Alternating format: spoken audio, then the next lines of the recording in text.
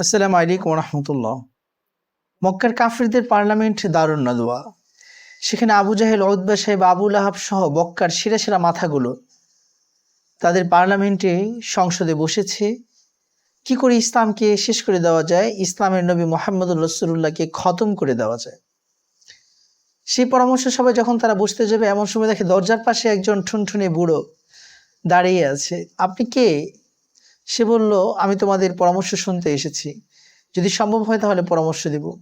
কাফেররাও তাকে বসার অনুমতি দিয়ে দিল, পার্লামেন্টে তাদের দারুন নাদওয়ায় বসার অনুমতি প্রদান করলে। তখন কেউ কেউ পরামর্শ দিল যে মোহাম্মদকে কোনো ঘরের মধ্যে কুঠুরির মাঝে আটকে রাখা হোক। আবু জাহেল বলল, আটকে রাখলে বনি আব্দে মানাফ তাকে মুক্ত করে নিয়ে যাবে, আমাদের লক্ষ্য হাসিল হবে না। আরেকজন বলল যে মোহাম্মদকে দেশান্তরিত করা হোক, দেশ থেকে বের করে দেওয়া হোক। তখন আবু জাহেল বলল, তাহলে তো মোহাম্মদের জন্য আরো সুবর্ণ সুযোগ। পাশে থাকা ওই বৃদ্ধ লোকটি, তাকে বলা হলো সে নাকি নাজদ থেকে এসেছে, আসলে সে ছিল শয়তান। সে বলল, যদি মোহাম্মদকে দেশ থেকে বের করেই দেওয়া হয়, তাহলে তো সে বিভিন্ন জায়গায় ঘুরে ঘুরে তার সুন্দর কথা, বাচনভঙ্গি এবং চমৎকার দাওয়াতের মাধ্যমে মানুষকে তার দ্বীনের দিকে আকৃষ্ট করে ফেলবে। তোমরা কি দেখো না তার কথা কত সুন্দর, মধুময়, তার বাচনভঙ্গি কত চমৎকার, যেই শুনে সেই তার ভক্ত হয়ে যায়। তখন সবাই বলল, হ্যাঁ ঠিকই তো বলেছে। তখন আবু জাহেল একটি কথা বলল, সে পরামর্শ দিল যে আমার কাছে মনে হয় মোহাম্মদকে হত্যা করে ফেলতে হবে, নাউজুবিল্লাহি মিন যালিক। তবে হত্যা করার সিস্টেম হলো যে কেউ একজন এককভাবে হত্যা করবে না, বরং মক্কার যতগুলো গোত্র আছে প্রত্যেক গোত্র থেকে একজন যুবক, তাগড়া যুবক সর্দার অথবা যুবকদেরকে নেওয়া হবে। এদের নিয়ে একটি কিলার টিম গঠন করা হবে, হত্যাকারী বাহিনী তৈরি করা হবে, যাতে করে বনি আব্দে মানাফ মক্কার নির্দিষ্ট কোনো গোত্রের বিরুদ্ধে লড়াই করতে না পারে। পরিস্থিতি যখন এমন, সেই নেজদি শয়তান বৃদ্ধ লোকটা সে বলে উঠল যে এই মতটাই সবচেয়ে গ্রহণযোগ্য, এটাই সবচেয়ে সুন্দর। সিদ্ধান্ত অনুযায়ী সবাই, সমস্ত গোত্র থেকে একজন করে যুবক বাছাই করে তারা সবাই এসে, নেতা সর্দার যারা আছে তারা এসে মুহাম্মদুর রাসূলুল্লাহ সাল্লাল্লাহু আলাইহি সাল্লামের ঘরের চারপাশে ঘেরাও করে ফেলল।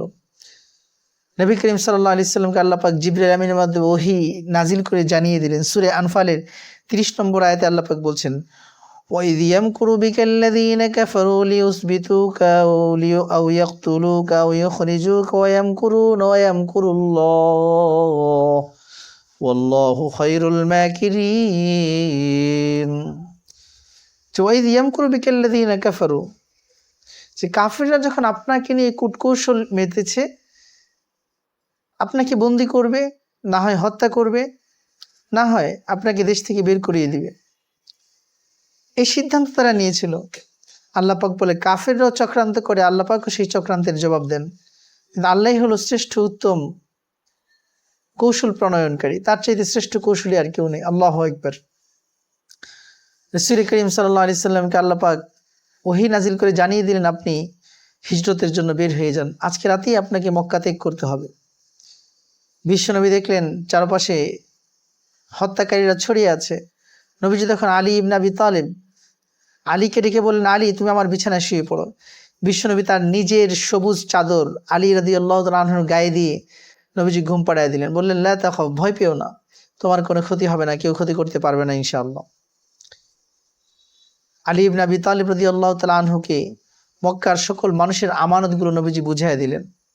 বুঝাই দেওয়ার পর বিশ্বনবী এক মুঠো মাটি নিলেন, মাটি নিয়ে মাটিগুলোর মধ্যে সূরা ইয়াসিনের একটি আয়াত পড়ে ফু দিলেন, ফাগশাইনাহুম ফাহুম লা ইউবসিরুন।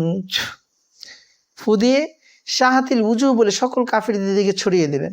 আল্লাহ পাকের কি কুদরত, সেখানে যতজন কাফির ছিল প্রত্যেকের চোখে এই বালু আল্লাহ পাক পৌঁছায় দিয়েছেন, এবং সবাই চোখে বালু লাগার কারণে চোখ ডলতে লাগলো, কেউ আর সামনে কিছু দেখছে না।